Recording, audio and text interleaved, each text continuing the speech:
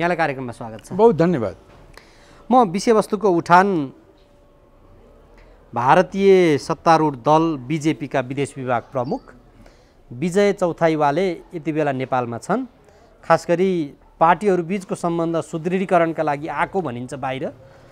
पार्टीहरू बीच जहाँ सम्बन्ध आपसमा धरापमा परिरहेको छ, उनको यो भ्रमणको अहिलेको यो अवस्थाको भ्रमणको तात्पर्य के हुन सक्छ?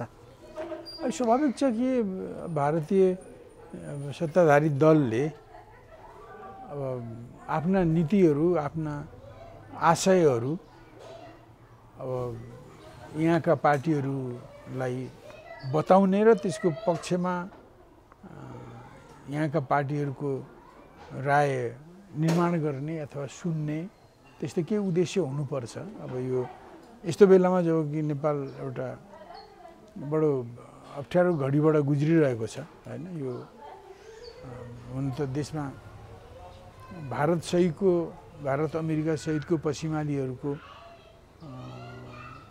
भनौँ न राजनीति र रणनीतिका पक्षधरहरू अहिले हावी भएको स्थिति हो। त यो स्थितिमा यी दलहरू जो अहिले खास गरी गठबन्धनका दलहरूमा उनीहरू पक्षीय विचारलाई इम्पोज गर्नु, लाद्नु सजिलो हुन्छ। त्यही कुरा सोचेर आएको हुनसक्छ। किनभने अहिले उनीहरूकै सहयोगमा अब यो इन्डो पश्चिमा शक्तिहरूकै सहयोगमा मद्दतमा उनीहरूकै अनुकूल हुने गरी अदालतको पनि फैसला आयो र परामादेशबाट सरकार पनि बनेको छ र त्यो सरकारलाई टिकाउ गर्नको निम्ति सरकारले बडो भनौँ न अध्यादेश बिल्कुल भनौँ न एउटा स्वार्थ प्रेरित अध्यादेश ल्याएर सजिलै गरी पार्टी विभाजन गर्ने, 20% केन्द्रीय सदस्य वा 20% सांसद सङ्घीय सांसदद्वारा पार्टी विभाजन हुने कानुन ल्याएर त्यो परामादेशको सरकारलाई टिकाउ बनाउनको लागि उनीहरूको प्रयत्न भइरहेको छ। त यिनै कठिनाइहरूमा उनीहरूको राय, उनीहरूको विचारहरू राख्ने पनि उद्देश्य हुनुपर्छ। किनभने यस्तै शक्तिहरू इन्डो पश्चिमा शक्तिकै इच्छा, सोच, रणनीति अनुरूपको परिवर्तन नेपालमा अहिले प्रभावी छ। त्यसलाई नै अलि रिइन्फोर्स गर्न, त्यसलाई नै अझ बलियो बनाउने उनीहरूको भिजिट हुनुपर्छ। जो अब 2-4 दिनमा उनीहरूले यहाँका दलहरूसँग गरेका बातचितको नतिजा बिस्तारै ज्ञात हुँदै जानेछ समयक्रममा। जस्तो अहिलेको सरकारलाई इन्डो वेस्ट शक्ति हावी भयो, उनीहरूकै समर्थनमा बस्नेको भन्ने यहाँको राय छ। तर शेरबहादुर देउवा जति बेला प्रधानमन्त्री नियुक्त भए, अब अघिल्लो प्रचलनमा तत्कालै नेपालमा चाहिँ केही हुने साथै भारतले पहिलो प्रतिक्रिया चाहिँ दिइहाल्थ्यो। चाहे शुभकामना दिने होस्, चाहे त्यसमा चाहिँ केही आफ्नो प्रतिक्रिया दिन पर्ने होस्, उसले दिइहाल्थ्यो। योचोटि त उनी भइसके पछाडि पनि निकै लामो समयपछि 3-4 दिनपछि मात्रै जब विश्वासको मत प्राप्त गरे, त्यति बेला मात्रै भारतीय प्रधानमन्त्रीले शुभकामना र त्यो सन्देश आदान प्रदान गरेका थिए नि। अनि यो बिल्कुल एउटा क्यालकुलेटिभ मुभ हो, यो कुनै उपेक्षा गरेको होइन। किन एउटा किसिमको दुनियाँमा नभएको जात्रा हाँडी गाउँमा जस्तो दुनियाँमा काहीँ नभएको फैसला सर्वोच्च अदालतबाट भएको छ परामदेशको नाउँमा। त्यसले नि सर्वोच्च अदालतले नि प्रधानमन्त्री छान्ने र प्रधानमन्त्री घोषणा गर्ने काम पनि, संसदको काम पनि, राष्ट्रपतिको काम पनि त्यसैले गरेको छ। त्यस्तो किसिमको जात्राबाट बनेको सरकारलाई तत्कालै भारतले त्यसप्रति समर्थन जनाउँदा त्यो असाधारण हाँडी गाउँको जात्राप्रति बारे भारतको त्यो तत्परतालाई देखेर नेपालमा विरोधी जनमत सृजना हुनसक्छ भन्ने पनि हिसाब गरेको हुनसक्छ। र यो थाहा छैन, जब उनले विश्वासको मत 3 गते साउनमा पाए, त्यसको पाएको 2-4 मिनटपछि नै उनले ट्विट गरिहाले नि। त्यसबाट देखिन्छ कि उनी विश्वासको मत पाइसकेपछि त्यो पाएको छ र त्योभन्दा अगाडि नै उनले भनौँ न हतारिएर शुभकामना बधाई दिएको भए सायद भनौँ साउन 3 गते त्यस्तो हुने थिएन कि। त्यसो भए फेससेभ हो त्यो। अनि फेससेभ होइन, त्यो क्यालकुलेटिभ मुभ हो क्या। त्यो विचारयुक्त कदम हो, बरु विचार पुर्याएर गरेको कदम हो। उनीहरूले धेरै पहिले नि हतारिएर उताउलिएर बधाई र शुभकामना दिँदाखेरि त्यसको नेगेटिभ प्रभाव, नकारात्मक असर नेपालीहरूमा पर्न सक्छ भन्ने अन्दाज गरेर त्यसले पछि विश्वासको मत पाउने कुरालाई पनि असर गर्न सक्ला भन्ने सोचेर गरेर अनि त्यसै कारण त हाउस भनौँ न संसदको अधिवेशन सुरु भएकै दिन पहिलो दिनै विश्वासको मत लिन पुग्यो नि त, त्यसलाई ढिलो नगर्नको निम्ति। त्यही कारण त्यो कुनै व्यवस्था होइन होइन, त्यो क्यालकुलेटिभ मुभ र सोची सम्झिकन चालिएको कदम हो। यस ढङ्गले बुझ्नुपर्छ त्यसलाई। हुन्छ, म यो प्रसङ्ग यहीँ छोडेर म वर्तमान समसामयिक राजनीतिक विषयमा जोड दिन चाहन्छु। जस्तो अध्यक्ष केपी शर्मा ओली, खास गरी नेकपा एमाले भित्रको घर झगडामा अध्यक्ष केपी शर्मा ओलीलाई हिजो माधव नेपाल सहित माधव नेपाल पक्षधरका नेताहरू लागेर प्रतिगमन गरे, प्रतिगमनका चाहिँ मतियार हुन् भनेर त्यस्तो खालको आरोप लगाइदिएका थिए। अब अहिले आजकै दिनमा हामी कुरा गर्दाखेरि उनीहरू स्थायी समितिको बैठकमा पनि सहभागी भए। अब 10 जना जुन पुस 7 भन्दा अगाडि जो 10 जनाले छोडेका थिए त्योमध्ये 8 जना स्थायी कमिटीको बैठकमा सहभागी भएका छन्। आजको दिनमा चाहिँ प्रतिगमन सच्चेको अथवा केपी ओली सुध्रेका हुन्, माधव नेपालले चाहिँ फेरि छुट्टै दल दर्ता गर्ने प्रक्रियामा छन्, उनी मात्रै खराब रहेछन् त? होइन, यस्तो पहिले वास्तवमा माधव नेपालहरूले अब निसन्देह पुस 5 गतेको कदम, अब पुस जेठ 7-8 गतिको कदम दुवै संविधानसँग बाजिएका, संविधान विरोधी थिए नै होइन। हामीले पनि त्यस बेला यो कदमको चाहिँ व्याख्या होस् भनेर हामीलाई त्यस्तो लागे पनि, संविधानसँग बाजिएको लागे पनि हामीले संविधानको व्याख्या पर्खेका थियौँ दुई पटक। यद्यपि हामीले सरकारको कदमलाई समर्थन गरेका थिएनौँ, हामीले सर्वोच्चको निर्णयलाई पर्खेका थियौँ। र वास्तवमा त्यो पार्टीभित्र पहिले नेकपा छँदा जुन ढङ्गको त्यहाँ पुस 5 गतेको 17 सालमा घटना भयो, त्यो वास्तवमा के भने जुन ढङ्गले प्रचण्ड माधवहरूले केपी ओलीको विरुद्ध एउटा 19 पानाको एउटा अभियोग पत्र दर्ता गरे, अब त्यसले केपी ओली त्योलाई पार्टीले पारित गरेर त्यसलाई कार्यान्वयन गर्ने हो भने केपी ओलीको राजनीतिक भविष्य समाप्त प्राय हुन्थ्यो। त्यसलाई फौजदारी अभियोग, सरहको अभियोगहरू थिए त्यहाँ। त्यसलाई विथड्र गर्ने, फिर्ता गरेर अन्य कुराहरू गिभ एन्ड टेक गरेर मिलाउन पुस 4 गते केपी ओली प्रचण्डकोमा गएर कुरा नगरेका, प्रयत्न नगरेका होइनन् होइन। तर उनले भने प्रवेश गरिसकेको प्रक्रियामा पार्टीले जे निर्णय हुन्छ त्यही हुन्छ, यसलाई रोक्न सकिन्न भनेपछि अब जसरी पनि उनीहरूले अब यो प्रक्रियामा लगेर मेरो राजनीति सिद्ध्याउने गरी होइन, मलाई फौजदारी अभियोगबाट अब उनीहरूको बहुमत छ, अब पार्टीबाट पनि, प्रधानमन्त्रीबाट पनि, पार्टीको अध्यक्षबाट पनि, त्यहाँबाट पनि हटाउने भए भन्ने ठानेर कसरी आफ्नो राजनीतिक साख जोगाउने भनेर अब भनौँ न अब हडबडिएर होइन त्यो बाटो खोज्दा उनले संविधान नागेर भए पनि त्यो विघटन र चुनावको कदम लिए। त उनले हिसाब किताब गरेरै प्रतिगमन गर्नको निम्ति भन्दा पनि आफ्नो राजनीतिलाई जोगाउनको निम्ति अब जहाँबाट सकिन्छ त्यहीँबाट हाम फाल्दा उनले भिरबाट हाम फाल्न पुगे, उनले संविधानलाई नाग्न पुगेका हुन् होइन। वास्तविकता यो हो। यसलाई हिजोको वास्तविकता भयो। त्यो पछि यो 8 गतेको कुरा पनि अब उनले हिजोको त्यो कदमलाई सही साबित गर्नको निम्ति होइन, अब उनले 74 धारा 76(4) को काम विश्वासको मत नदिकन, राजीनामा नदिकन उनले 76(5) अनुसारको सरकार गठन गर्न राष्ट्रपतिका क्याबिनेटको निर्णय प्रस्तुत गरे र भोलिपल्ट अब एउटा गुल्चे खेले।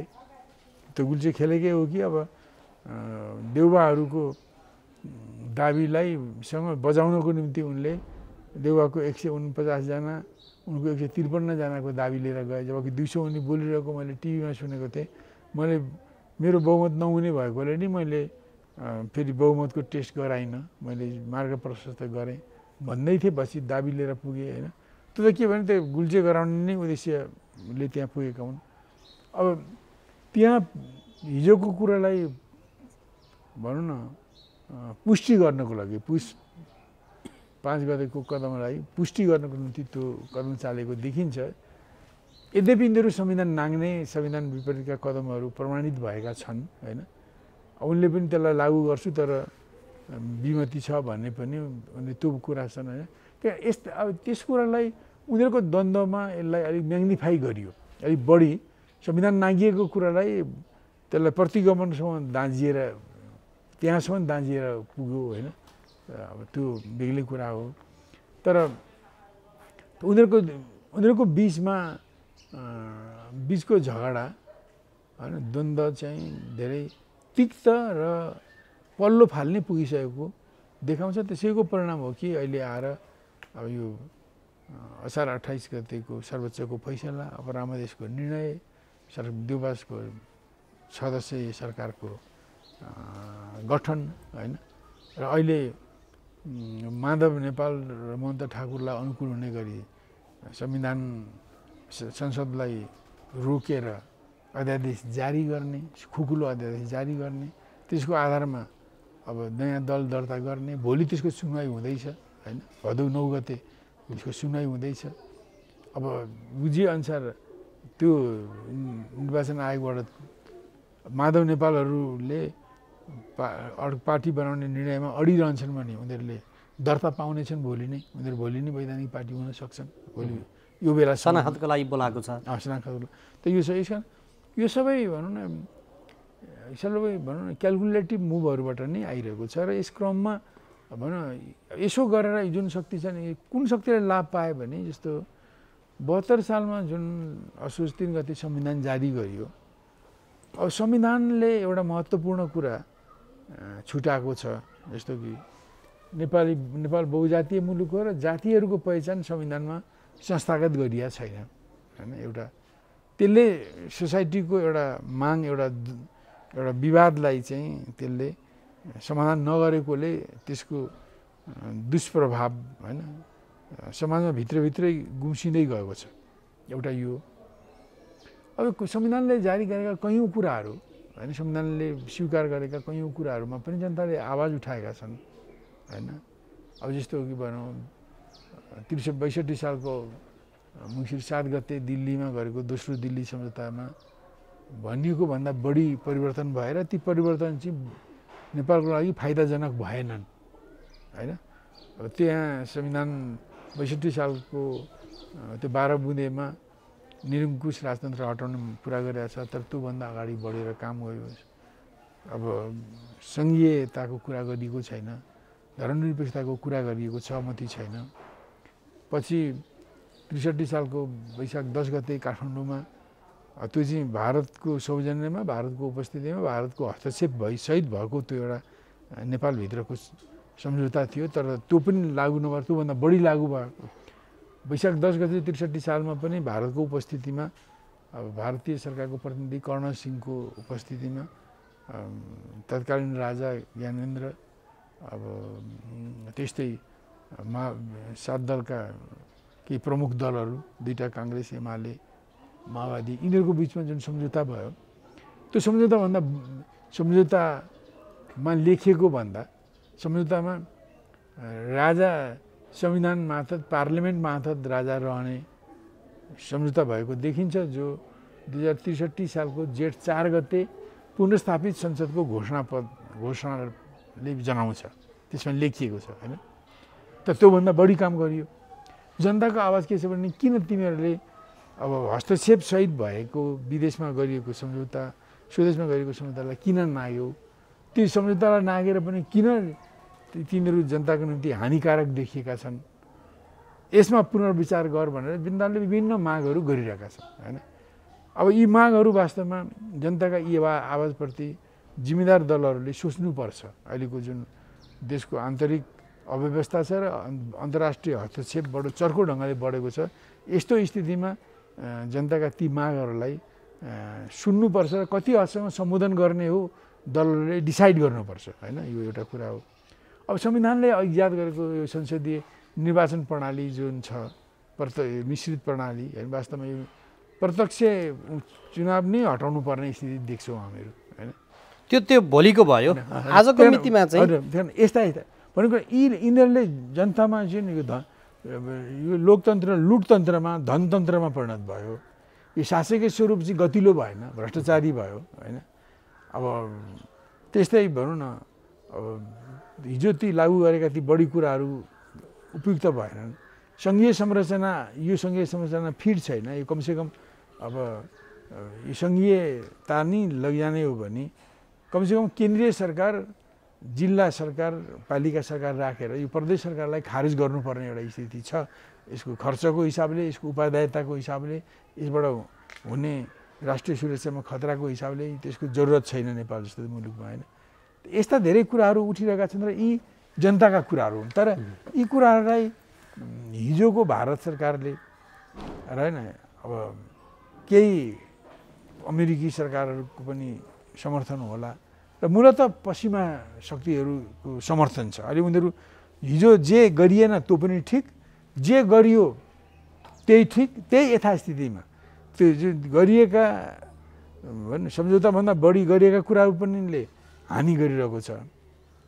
अब त्यहाँ केही कुराहरू गरिएन, त्यसले पनि समाजलाई पिरोलिरहेको छ।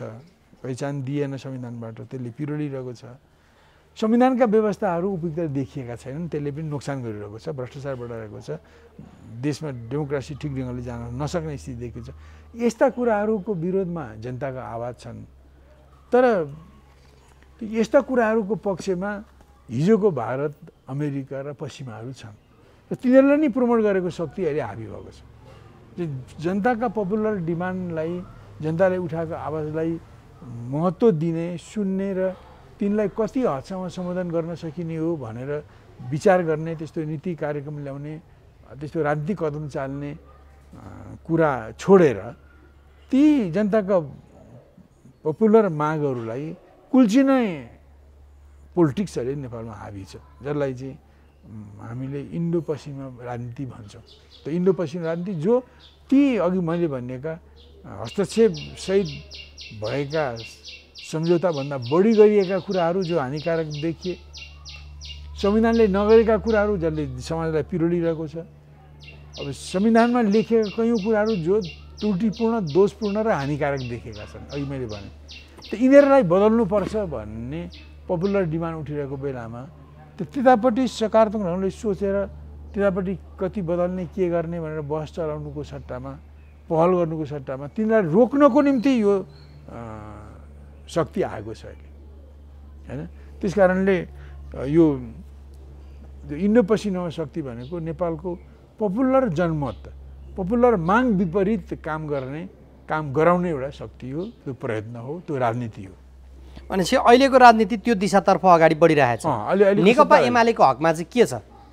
अनि नेकपा एमालेको अब एउटा हिस्सा जस्तो माधव नेपाल अब त्यही राजनीतिको पक्षमा भएको देखिन्छ।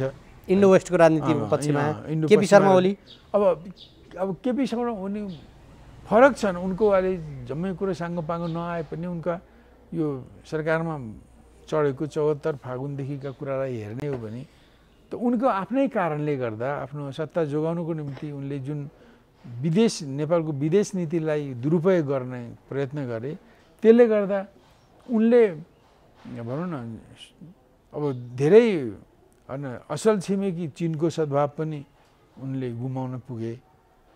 उनले भारतको विश्वास जित्न सकेनन्। अमेरिका र युरोप पनि उनीसँग सन्तुष्ट भएन।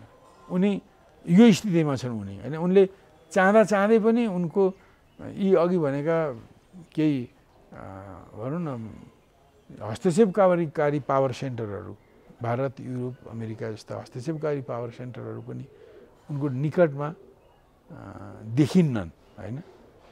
अब हस्तक्षेप नगर्ने नेपालको स्वतन्त्रता, सार्वभौमिकता, सत्ताको पक्षधर जुन एउटा हाम्रो असल छिमेकी चीन हो, अब त्यसको नीति त बदलेको छैन। तर के भने उनीहरूको पनि उनी विश्वास पात्र हुन सकेन, विश्वासिलो पात्र हुन सकेन। स्थिति उनको यो छ। ती समग्रको कोपभाजनमा परे, सबैको कोपभाजन अथवा भनौँ जस उनीहरूसँग राम्रो सम्बन्ध छैन, अब डिस्प्लिजरमा छन् तिनीहरू नाखुस छन्। अब माधव नेपाल चाहिँ यो अहिलेको यो जुन गठबन्धन सत्तामा आएको छ यो चाहिँ इन्डो पश्चिमा राजनीतिले सपोर्ट गरेको गठबन्धन हो र त्यो स्वाभाविक रूपमा त्यो नेपाली जनताको अघि मैले भनेका पपुलर आवाज विरोधी गठबन्धन हो। त्यसमा अब एमालेको एउटा हिस्सा मिसिएको छ। अब पार्टी अलग्गै बनेपछि अब माधव नेपालको पोलिटिक्स के हुन्छ त्यो हेर्न बाँकी छ होइन। त्यो तर उनी त्यो गठबन्धन त्यो इन्डो वेस्ट राजनीतिको खेमाभित्र छन्। इन्डो वेस्ट राजनीतिको खेमाले केही आकर्षक केही कुराहरू देखाएको भएर माधव नेपालले हिजोको दिनमा जनाधार भए पनि आजको दिनमा पपुलर जनाधार नभएका, किनभने धेरैले छोडे उनलाई, दोस्रो तहका अधिकांश नेताहरू आजबाट स्थायी कमिटीमा चाहिँ आइसके। हिजो केपी शर्मा ओलीसँग गएर बालकोटमा गएर भेटिसके पछाडि उनीहरू अब हामी मूलधारमै रहने, पार्टी नफुटाउने भनेर लागिसके। अब माधव नेपालसँग त मुकुन्द नेउपाने, बेदुराम भुषाल जसको आजको मितिमा भन्ने हो भने मूल रूपमा जनाधार देखिँदैन। झलनाथ खनाल बिरामी हुनुहुन्छ, उहाँ अब अहिले उपचार गराइराख्नु भएको छ। ती नेता मात्र लिएर माधव नेपाल हिँड्नुको तात्पर्य चाहिँ के हो त? अनि यसो पनि उनी कुनै भने इन्डो वेस्ट शक्तिको ट्र्यापमा परेको हुनुपर्छ, उनीहरूको दबावमा परेको हुनुपर्छ।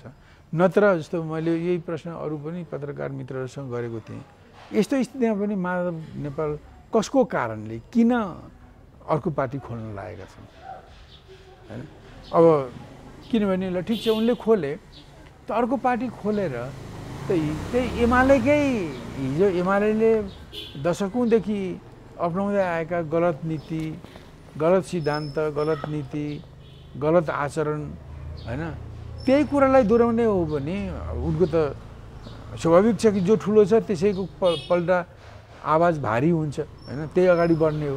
त्यही कारण के माधव नेपालले हिजो यसरी जुन जोखिम बोल्नुभएको छ, यो जोखिम बोलेर पनि उनी सर्भाइभ गर्ने हुन् पोलिटिक्समा भने उनले एमाले कालमा भएका सिद्धान्तमा भएका, राजनीतिमा भएको, कयौँ डिसिजनमा भएका त्रुटिहरू, उनको पार्टी सञ्चालन विधिमा भएका गुटवादी कुराहरू, विदेश परस्त कुराहरू, यी तमाम कुरालाई उनले रिभ्यू गरेर सच्याउन सके होइन। र उनले आफ्नो पार्टीको कोर्स करेक्सन गरे। हिजो एमालेको कोर्स एमाले करेक्सन नगरे पनि अब नेकपा एकीकृत होइन, एकीकृत समाजवादी नेकपा एकीकृतले त्यसलाई सच्याउँछ भने पनि त्यो नवीनता पाएर उनी बिस्तारै ग्रो गर्न सक्छन् होइन।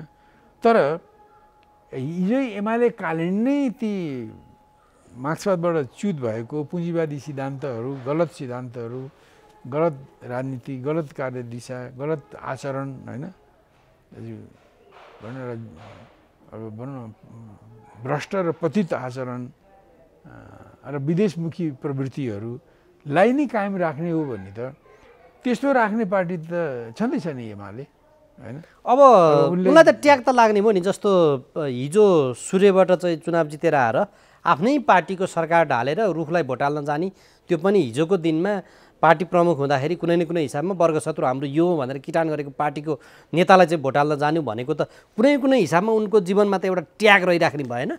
अनि त्यो पनि लाग्ला त राजनीतिमा त्यस्ता ट्याग पनि त्यति असरदार तब हुँदैनन् जब उनले होइन, अब उनले कम्युनिस्ट पार्टी नै गर्ने हो भने कम्युनिस्ट पार्टीका आचरणहरू, सिद्धान्तहरू, नीतिहरू, आचरणहरू अपनाउँदै गएर हिजो भएका अरू धेरै सैद्धान्तिक, राजनीतिक, निर्णयगत, आचरणगत होइन, पार्टी सञ्चालनगत जुन त्रुटिहरू छन् तिनीहरूलाई हिम्मतिलो ढङ्गले भन्नाफोड गर्ने र त्यसलाई सच्याउने काम गरे भने ती तपाईँले अघि भने जस्ता कतिपय भनौँ न कुराहरू, टिका टिप्पणीहरू न्यूनीकरण हुन्छन्, तिनीहरूको प्रभाव हराउँदै जान्छ। तर त्यस्तो नगर्ने, अघि मैले भने जस्तो कोर्स करेक्सन नगर्ने, हिजोको गल्ती करेक्सन नगर्ने होइन, हिजोकै गल्तीलाई दोहोऱ्याउने हो भने त एउटा त एमालेको सङ्ख्याले पनि किच्छ, त्यसको इतिहासले पनि किच्छ र तपाईँले अघि भने जस्ता अहिलेका जुन त्यो आलोचना होइन, अहिले परचक्रीलाई साथ दियो भन्ने आलोचनाले पनि किच्छ होइन। त उनलाई अगाडि बढ्न मुस्किल हुन्छ। त्यसकारण उनको निम्ति यो बडो चुनौतीपूर्ण फैसला हो। तर मान्छेले अब यो उहाँले चाहिँ अब यही हिजो अब भनौँ न इन्डो वेस्ट शक्तिकै आडधाप पाएर उनीहरूकै नेपाली पक्षधरहरूको आडधाप पाएर हिजो एमाले कालकै सैद्धान्तिक राजनीतिक नीतिगत आचरणगत र शैलीगत पार्टी सञ्चालनगत त्रुटिहरूलाई नै कायम राख्छु भनेर आउनुभयो भने त उहाँले कसरी आफ्नो ठाउँ बनाउन पाउनु होला सक्नु होला। त्यो ठाउँ बनाउन सक्ने बडो मुस्किल छ। त्यसकारण यो यसरी जानु जस्तो धेरै गतिला साथीहरूले छोडिसकेको बेलामा यसरी नयाँ पार्टी बनाएर जाने अत्यन्त जोखिमयुक्त कदम हो।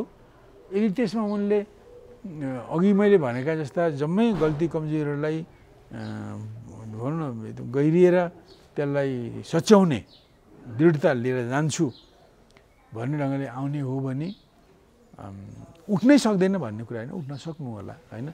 अब हिजोको दिनमा फेरि अर्को कुरा के भने जस्तो एउटा समग्र एमालेमा जस्तो राजनीति र सिद्धान्तको कुरा मैले भने कल्चरको हिसाबले भन्ने हो भने होइन त्यसको आचरण व्यवहारको हिसाबले सबै अब भनौँ न राजनीति भनेको सत्तामा पुग्नु, सत्ताबाट फाइदा लिनु, राजस्व दोहन गर्नु, आफू र आफ्ना वरिपरिकालाई भनौँ न उनीहरूलाई धनी बनाउनु र उनीहरूकै भलो गर्नु, जनता देश भाँडमा जाओस् भन्ने नै कल्चर स्थापित भएको छ। र यसचोटि अहिले तपाईँले पछि सोध्नु पनि हुन्थ्यो होला, तर मैले सुरुमै के भने किन उनका त्यति मर्ते दम तब साथ देंगे भन्ने साथीहरूले किन छोडे? किन छोड्यो स्वाभाविक उठ्छ हैन? किन छोड्यो भने आखिर कल्चर त त्यही हो। अब माधव नेपाल अब उनले हेरे भोलि जाँदाखेरि कुन पार्टी कतापट्टि लाग्दा कुन साइडमा लाग्दा भनौँ न आफ्नो चुनावमा अलिकति राम्रो गर्न सकिएला होइन भन्ने सोचेर होइन। किन मुख्य त उनीहरूको ध्येय अब समाज परिवर्तन जनता राष्ट्रको सेवा नभएर सत्तामा पुग्ने र ब्रह्मलुट गर्ने नै ध्येय कल्चर बसेको हुनाले त्यो कतापट्टि गर्दा हुन्छ। अब केपी ओली सत्तामा भएकोले पार्टीको पनि सत्ता सरकारको पनि सत्तामा रहेकोले गर्दा उनले त्यसको प्रयोग गरेर उनको अहिलेको तात्कालिक पोजिसन माधव नेपालको भन्दा राम्रो छ, साङ्गठनिक पोजिसन होइन राम्रो छ, दमखम पनि छ, उनीसँग पैसा पनि होला, उनीसँग मान्छे पनि छन् होइन।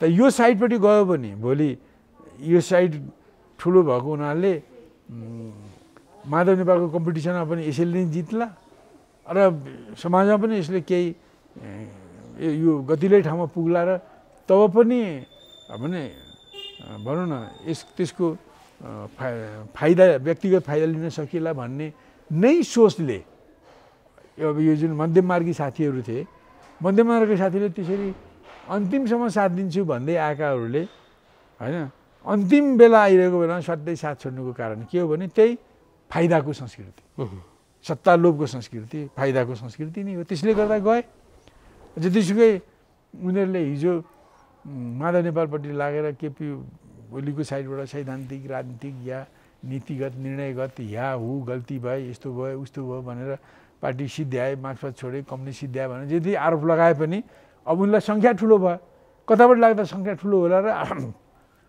आफूले पनि केही हिस्सा पाइएला।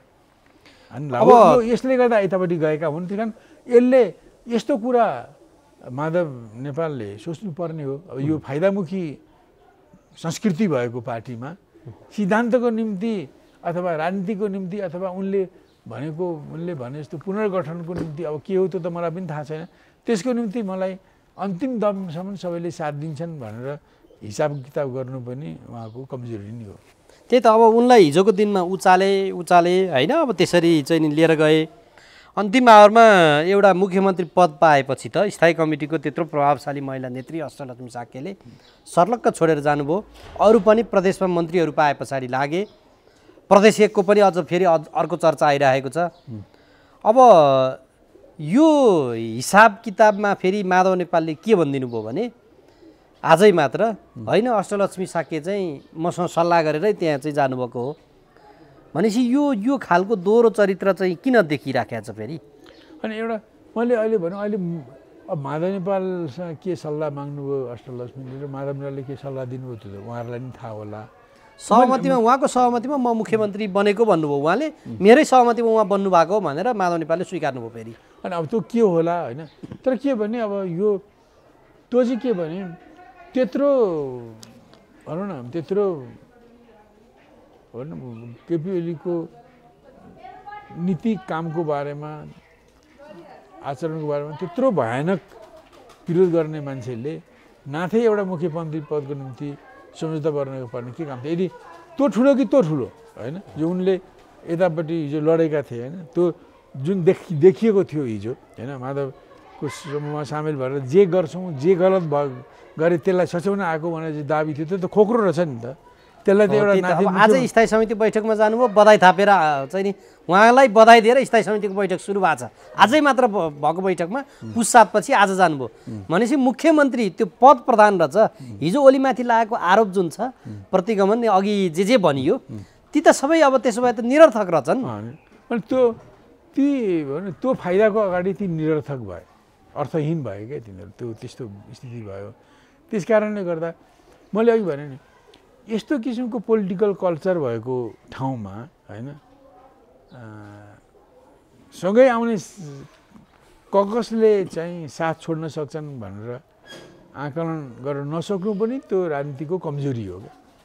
जुन माहौलमा छ त्यो माहौलको कमजोरी हो। कारण अहिले मैले भने न यो सबैलाई थाहा छ कि एमाले भित्रको झगडा कुनै नीतिसँग कुनै सिद्धान्तसँग होइन सरोकार राख्ने कुरा रहेन क्या। केही विधि प्रक्रियाको कुरा उठाए पनि यो लाभ भागबन्डा पार्टी सत्ताको उपभोग राज्य सत्ताको उपभोग गर्ने विषय नै रहेछ भन्ने कुरा चाहिँ यसले माधव नेपाल अहिले जुन ढङ्गले अब केपी ओलीको सङ्गठन चाहिँ माधव नेपालको सङ्गठनभन्दा बलियो हुने जस्तो देखेपछि उनका नम्बरीवाल मित्रहरू पनि होइन उनलाई छोडेर जाने कुराले देखाउँछ होइन कि त्यो त्यहाँको कल्चर के हो भन्ने कुरा पनि देखाउँछ कि। अब उहाँको सैद्धान्तिक लडाइँ थिएन, फाइदाको लडाइँ थियो। अब फाइदाको लडाइँमा अब मध्यमवर्गीयहरूले पनि जता जाँदा फाइदा पनि देखे त्यतैपट्टि गए। अब जुन कल्चरमा हुर्केको त्यो पार्टी छ त्यसमा त त्यो ठिकै हो ठिकै हो।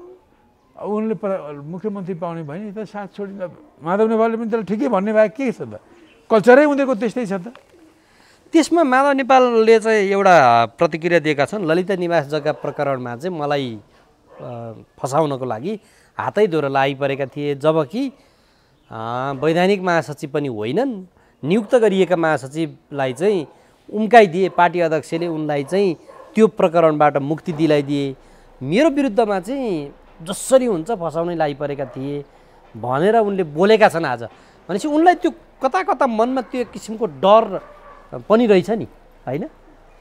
अनि एउटा उनले कुन महासचिव भन्नाले विष्णु पौडेललाई भनेको हो न। अब त्यो अब त्यस्ता कुराहरू होइन विरोधीलाई ठेगान लगाउन राज्य अधिकारहरू दुरुपयोग हुँदै आएका त नेपालमा मात्रै होइन विश्वभरि नै पुँजीवादी मुलुकमा त्यो देखिन्छ। अब त्यस कारण अब राज्य संयन्त्रमा पहुँच भएको मान्छेले पकड भएको मान्छेले आफ्नो विरोधीलाई यसै पनि जेल हालिदिन सक्छ, मृत्युदण्ड पनि दिन सक्छ। भुट्टोलाई त्यसरी नै मारियो होइन।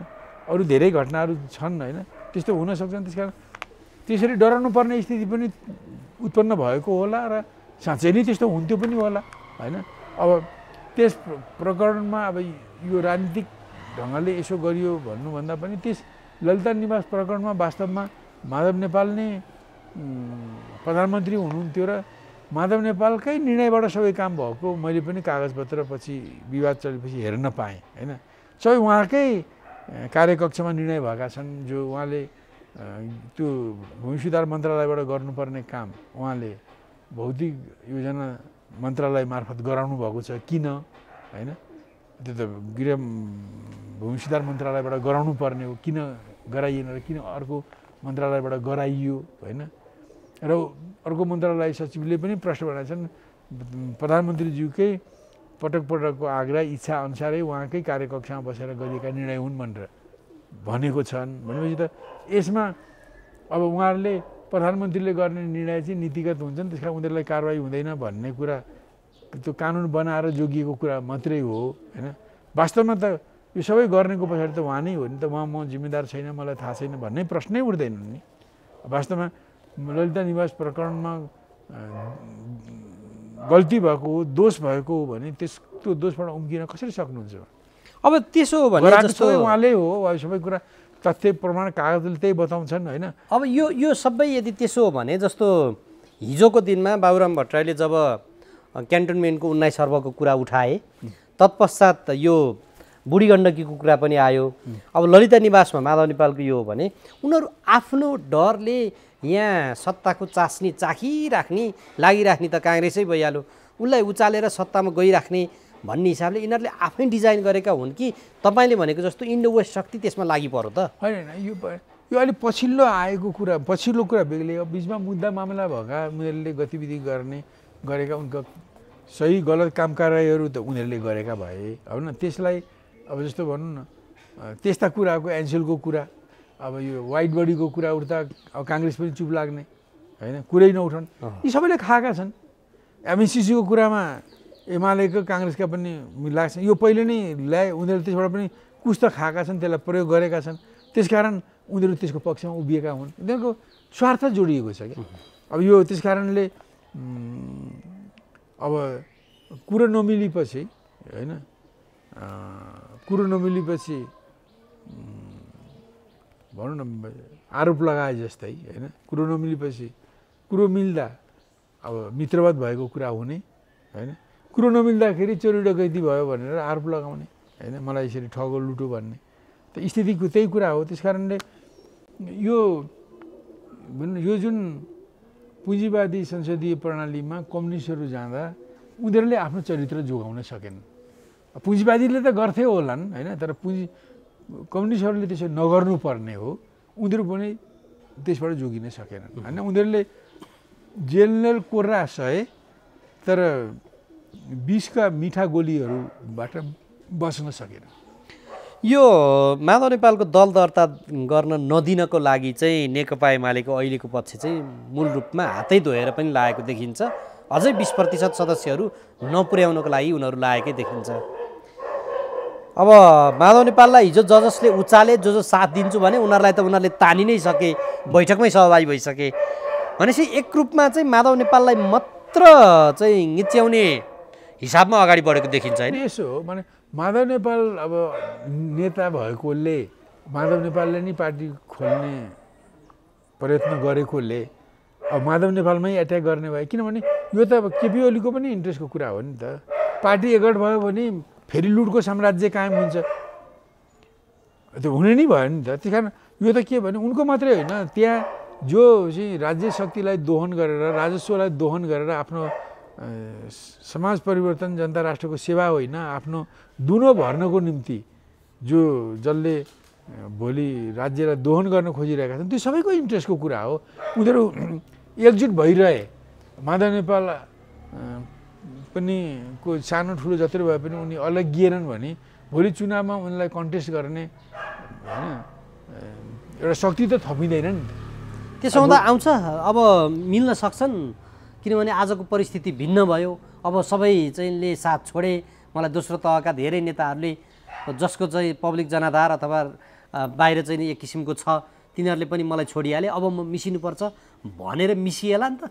अनि एउटा कुरा किन अब माधव नेपालले कसरी आफूलाई पुनर्गठित गरेर लान खोज्नुभएको छ त्यो मलाई थाहा छैन।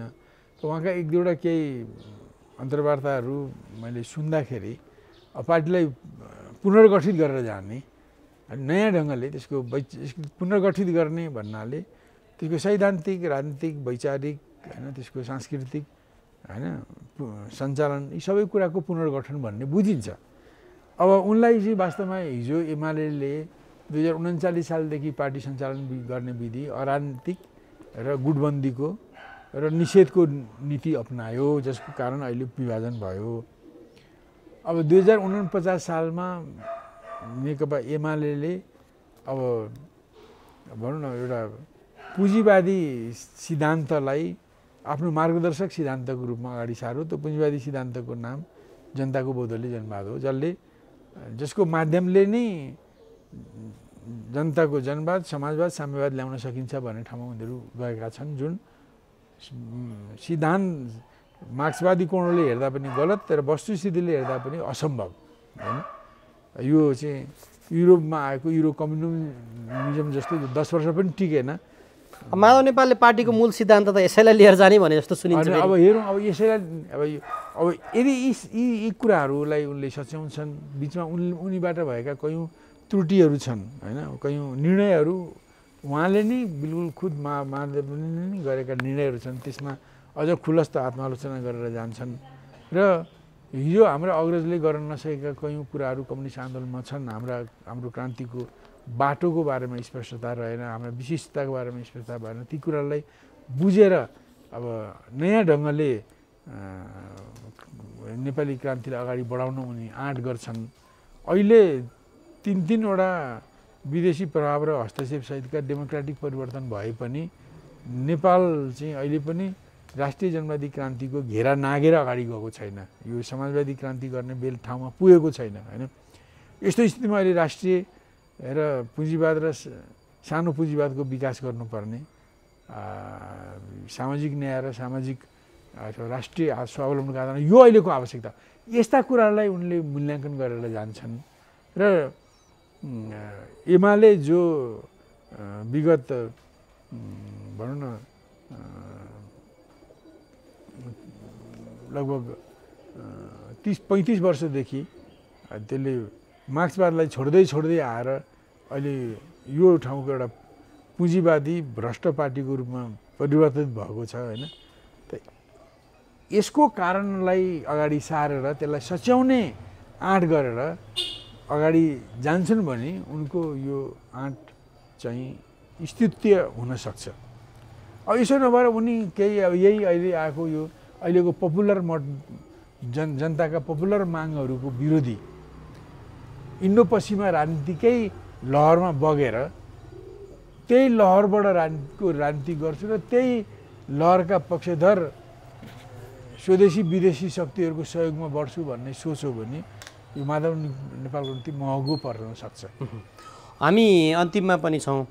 अब जेसुकै भने पनि नेकपा एमाले भन्ने दललाई अगाडि बढाउनलाई त्यसको मूल नेतृत्वदायी हिजोको दिनको भूमिकामा तपाईँ नै हो। तपाईँले त्यो अन्तर्वार्ताहरूमा पनि यी सबै अहिलेका समकालीन नेताहरूको पनि खास नेता त म यो भन्नुभएको छ, खास कम्युनिस्ट पार्टीको मोडल हेर्ने हो भने त्यो पनि देखिन्छ।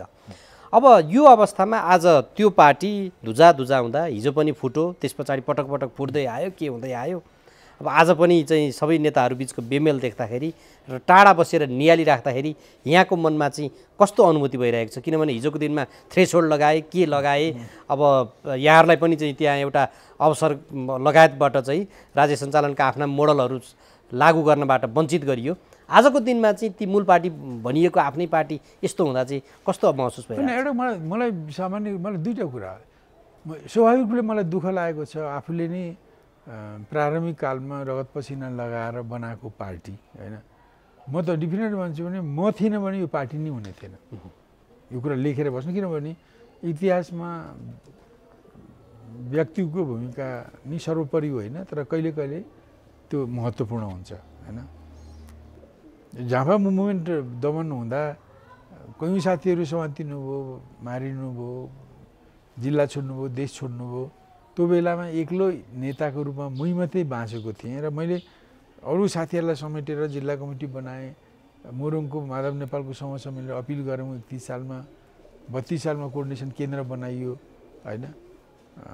ती सबै कालको नेतृत्व मैले नै गरेको। 35 सालमा नेकपा माले बनाइयो, त्यो एउटा देशभक्त परिवर्तनवादी पार्टी हो। त्यसको सिद्धान्त अहिले पनि भनौँ न सान्दर्भिक र उपयुक्तै छन् हैन। त्यो बनाइयो। त यस्तो यदि मेरो मात्रै उपस्थिति त्यहाँ हुने थिएन भने यो ढङ्गको डेभलपमेन्ट हुने थिएन र यो ठाउँमा आउने थिएन। मैले यति दुःख गरेर जोखिम बोलेर अरूसँग मिलेर नै मैले बनाएको हुँ, तर त्यसमा लिडरसिपको पनि भूमिका रहन्छ। त्यो मैले नै गरेको र वास्तवमा 2039 सालमा कार्तिक 22 गतेको बैठकमा वास्तवमा त्यस बेला हिजो झापाकालमा लिएको सशस्त्र सङ्घर्षद्वारा जनगणतन्त्र ल्याउने कार्यनीतिलाई हामीले छोडे पनि तत्कालीन कार्यनीति के लिने भन्ने विषयको बहस गरेर गलत निर्णय गरिएको र मलाई त्यस बाबत भन मैले राजीनामा दिएर हट्नु परेको र मलाई स्वाभाविक ढङ्गले हट्न नदिएको घटना 2039 सालको कार्तिक 22 गतेको घटना हो। मैले त्यस बेला मैले लिएको कार्यनीति 46 सालको कार्तिकमा पुग्दा सही ठहरेर सिङ्गो त्यस बेलाको एमाले नि एक मतले नै पास गरियो। मैले मेरै प्रस्तावमा 2046 सालको कार्तिकमा भएको बैठकमा त्यसैलाई मेरै प्रस्तावमा पञ्चायतको विरुद्ध सङ्घर्ष गर्ने, बहुदलीय प्रजातन्त्र स्थापना गर्ने, त्यसको निम्ति वाम मोर्चा बनाउने र नेपाली काङ्ग्रेससँग सहकार्य गरेर जाने प्रस्तावलाई नै मेरो यो स्पिरिटलाई नै पास गरिएको छ। तर 39 सालमा ममाथि त्यस बापत ममाथि लागेको जुन दक्षिणपन्थीको आरोप त्यस बैठकमा मैले राखेँ, यसलाई फिर्ता गर्नुहोस्। माधव नेपाल, मदन भण्डारी यिनीहरूले कहिले फिर्ता गरेनन्। पछि पटक भने गरेनन्, पछि पनि लेखेर दिएँ, उनीहरूले गरेनन्। भनेपछि त्यो 39 सालको कार्तिक 22 गते मलाई योजनाबद्ध ढङ्गले मलाई फेरि पार्टीमा उठ्न नदिनकै निम्ति त्यो मेरो राजीनामालाई च्यातेर मलाई कारवाही गरिएको रहेछ, जसको नेतृत्व माधव नेपालले गरेका थिए होइन। त यी यस्ता यो घटनादेखि नेकपा मालेको पनि एउटा मार्क्सवादी लेनिनवादी पार्टीको रूपमा उसको चरित्रमा ह्रास आउँदै गयो र त्यसमा त्यो घटनादेखि पहिले यसको कार्यविधिमा सञ्चालन विधिमा ह्रास आयो, अराजनीतिक ढङ्गले सञ्चालन गर्ने र गुटवादी नीति आयो जो अहिले यो विभाजनमा आइपुगेको छ निषेधको कारणले। 2049 सालमा सिद्धान्त नै बदलियो, मार्क्सवादी पार्टीले पुँजीवादी सिद्धान्त मार्गदर्शक बनायो, बहुमतको सरकार अल्पमतको विपक्ष गर्ने मान्यता सिद्धान्तले नि जनसत्ता ल्याउने, समाजवाद ल्याउने, साम्यवाद ल्याउने युरो कम्युनिजमको फेल भइसकेको नीतिलाई त्यसले अवलम्बन गर्यो। त्यसपछि अरू यस्ता कयौँ घटना भए जो राष्ट्र र जनताको अहितमा थिए, ती सबैलाई मैले अहिले नभनौँ होइन। त यस्ता धेरै गल्तीहरू गरेर आएको छ र यदि माधव नेपालले अहिले यो जुन आँट गरेको छन् यसको पछाडि ऐतिहासिक रूपमा नै त्यस बेलादेखि भएका सैद्धान्तिक, राजनीतिक, वैचारिक, आचरणगत र अरू विभिन्न कुराहरूमा भएका गल्तीहरूलाई त्यसलाई म पहिचान गर्छु, उद्घाटन गर्छु, आलोचना आत्मालोचना गर्छु, सुधार्छु र नयाँ ढङ्गले नेपालमुखी पार्टी बनाउन अगाडि बढ्छु भन्ने कदमको साथमा यति शक्ति लिएर आएका छन् भने यो शक्तिले पनि भोलि केही गरेर देखाउँछ। तर त्यस्तो होइन, त्यही हिजोको तिनै गल्ती कुरालाई क्यारी गर्ने, कुनै नवीनता हुन्न, खालि के भने सङ्ख्याको बलले सत्तामा पुग्ने। अब अहिले चाहिँ अब इन्डो वेस्ट राजनीतिमा बगेर इन्डो वेस्ट पक्षधरहरूको मद्दतले म फेरि सत्तामा पुगेर रजज गर्छु भन्ने सोचले आउनुभयो भने यो उहाँको निम्ति महँगो हुन्छ। यहाँहरूको सम्भावना हुन्छ उहाँसँग भोलिका दिनमा सहकार्य हुन सक्ने? अनि एउटा कुरा हेरौँ, मैले त अस्ति एउटा साथीले पनि भनेको थिएँ, मलाई अहिले किन अब मैले आफूले नै मिहिनेत गरेर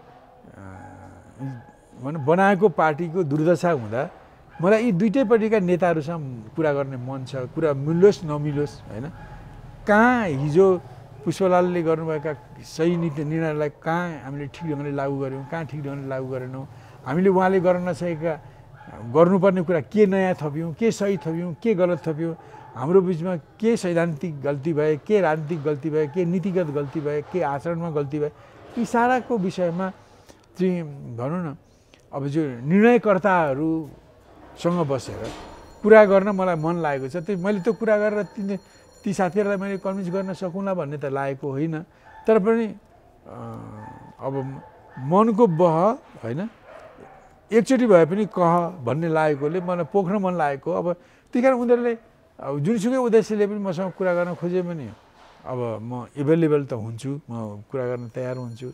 तर कुरा होइन अगाडि कतिपय कुरामा सहमतिको साथ अगाडि बढ्न पनि सक्छ, नबढ्न पनि सक्छ। नबढे पनि कुरा गर्ने इच्छा त छ मलाई, किनभने यी सबै साथी हिजो मेरै नेतृत्वमा काम गर्दै आएका होइन, मेरै नेतृत्वमा काम सिकेका साथीहरू हुन्। यद्यपि उनीहरूको आफ्नो बुद्धि, आफ्नो वर्गत, आफ्नो प्रतिभा आफूसँग छ नै, तर पनि होइन त्यो कठिन घडीमा म नै उहाँहरूको नेता थिएँ होइन, उहाँलाई अनुप्राणित गर्नेमा म नै थिएँ। पछि अब गल्ती कमजोरीलाई सच्याउने क्रममा सायद चाँडै मैले बुझेँ होला, सायद उनीहरूलाई कुनै गलत चिजले दुष्प्रभावित पार्यो होला, हाम्रो बिचमा यो भनौँ न छुट्टाराम भयो होइन। त्यो पनि तिक्ततापूर्ण ढङ्गको छुटाराम भयो होइन। अब खैर त्यसमा त्यो सचिएर फेरि एकै ठाउँमा कुनै समय आउन नै सक्छ भन्ने त मलाई त्यस्तो विश्वास छैन। तर पनि कुरा गरेदेखि उनीहरूले केही न केही सच्याएदेखि उनीहरूको पनि भविष्य बन्थ्यो होला, देशलाई पनि फाइदा हुन्थ्यो नि होला भनेर मलाई कुरा गर्ने मन अवश्य नै छ। हुन्छ, समय दिनुभयो, धन्यवाद यहाँलाई। बहुत धन्यवाद।